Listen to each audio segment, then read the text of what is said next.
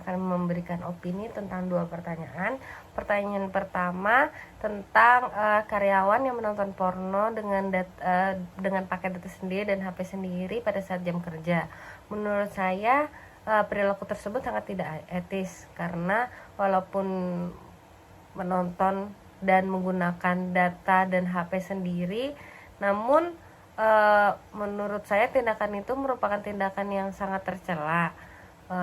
Terus tanggapan saya, mungkin saya akan memberi teguran terlebih dahulu, memberitahu kalau sebenarnya perilaku tersebut sebaiknya dihindari, karena menurut saya itu sangat tidak etis, dan juga menurut saya sudah melewati batas wajarnya.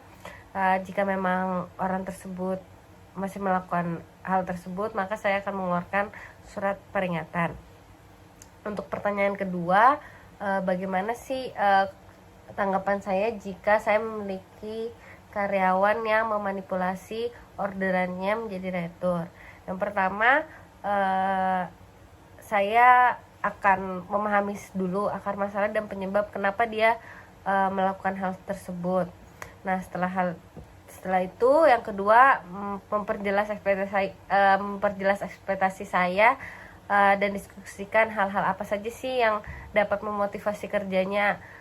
Misalnya karena dia tidak dapat memenuhi orderan pada bulan itu, maka dia memanipulasi orderan tersebut. Saya akan memotivasi kinerja karyawan tersebut. Terus langkah ketiganya itu membuat rencana untuk peningkatan kinerja karyawan. Selanjutnya latih, pantau, dan memberi masukan. Yang kelima, jangan lupa hargai peningkatan yang ada. Sekecil apapun itu, reward itu menurut saya sangat penting.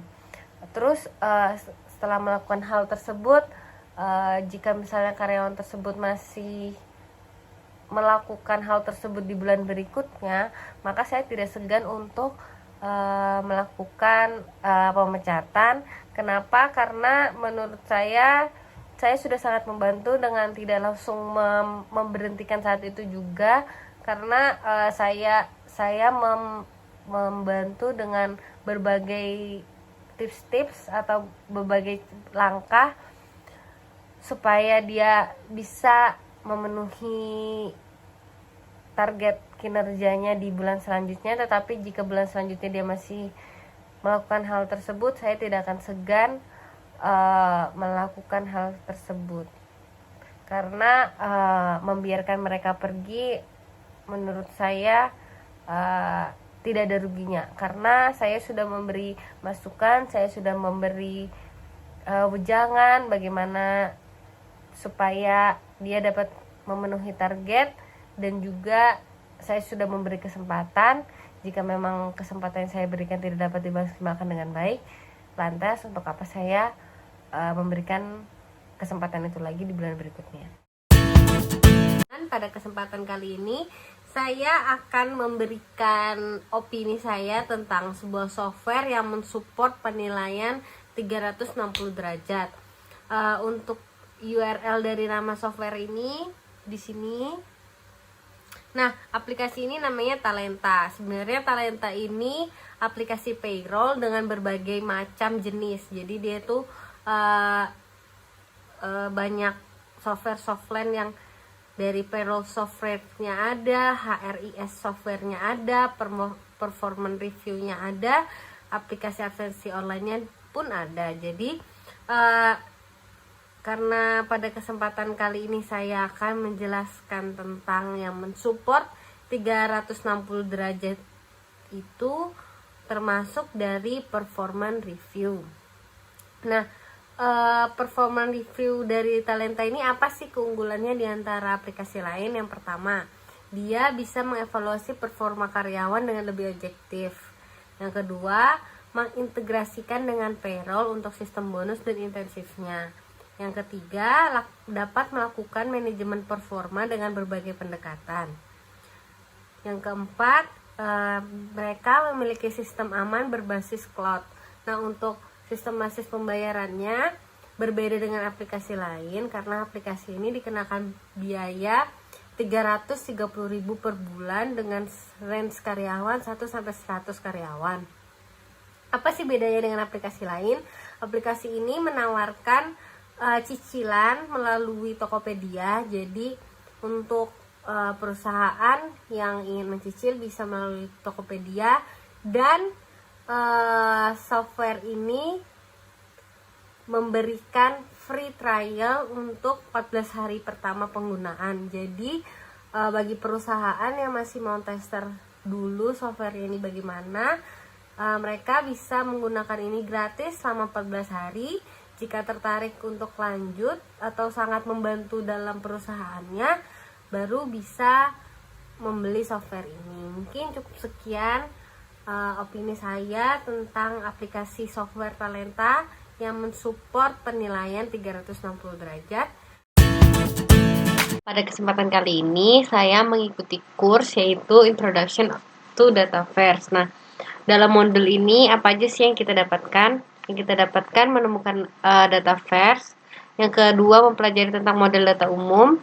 Yang ketiga mengidentifikasikan entitas bidang dan hubungan. Yang keempat, mempelajari tentang lingkungan. Yang kelima, menemukan aturan bisnis. Nah, di sini saya sudah menyelesaikan beberapa tahap. Tahap pertama yaitu introduction, yang kedua adalah overview of Microsoft Dataverse, yang ketiga identify entities and files in Microsoft Dataverse, yang keempat understand relationship, yang kelima environment in Microsoft Dataverse, yang keenam business rules, yang ketujuh administer, dan yang kedelapan knowledge check, di mana di sini saya menjawab 3 pertanyaan yang mewakilkan apakah saya sudah memahami semua materi yang telah disampaikan dari introduction sampai administrator. Yang terakhir adalah summary and resource. Nah, sebenarnya apa sih Microsoft Dataverse ini? Nah, Microsoft Dataverse ini merupakan layanan data dan platform aplikasi berbasis cloud yang memungkinkan kita memanfaatkan keamanan dan konektivitas layanan Microsoft. Nah, Dataverse sendiri itu terhubung dengan mudah ke semua platform sehingga dapat sepenuhnya mengontrol, mengotomatiskan, dan memperkuat bisnis kita. Nah, sebenarnya secara garis besar sistem kerjanya ini sama dengan Excel. Cuman letak perbedaannya? Di sini kita bisa menunjuk siapa saja yang bisa mengakses data tersebut. Misal karyawan pertama yang bekerja di departemen keuangan hanya dapat mengakses beberapa data berupa misalnya pemasukan, pengeluaran, seperti itu. Nah, sebenarnya training ini akan mendapatkan sertifikat. Namun di sini saya mendapat kendala karena beberapa kali saya mencoba untuk login dan mengunduh aplikasi tersebut, di sini tertulis kalau akun Microsoft saya tidak terdaftar. Maka dari itu di sini saya hanya dapat menampilkan bukti di mana saya sudah mengikuti kurs ini dengan baik dan juga menjawab pertanyaannya dengan benar. Di sini saya mendapatkan 1000 XP.